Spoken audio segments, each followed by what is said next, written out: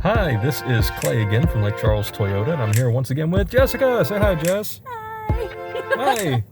Hi. We are sitting inside of a 2020 Avalon, but we wanted to show you another nifty little thing about your touchscreen.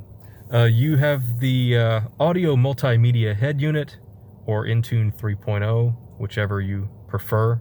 I think technically it's audio multimedia, but we're going to show you how to connect your iPhone via Bluetooth to the system.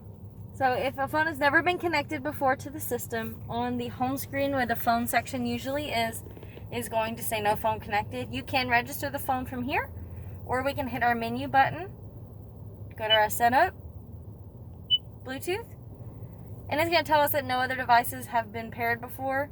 So we're going to hit yes. We want to add one now. So it's going to go ahead and search for my phone. Now keep in mind, you got to make sure that your Bluetooth is on your phone. There's my iPhone. On the head unit, it's going to come up with my phone's name, but inside my phone, it's going to come up with Toyota Avalon. So we want to pair to my iPhone. It's going to send you a pin. Just make sure that they match and go ahead and pair.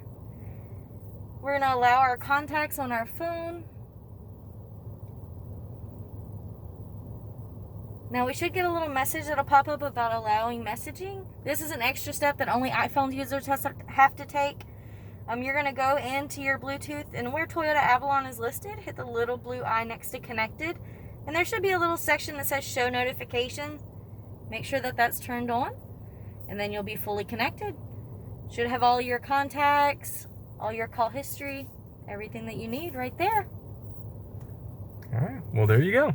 That is how you connect an iPhone via Bluetooth to the Entune 3.0 / audio multimedia system.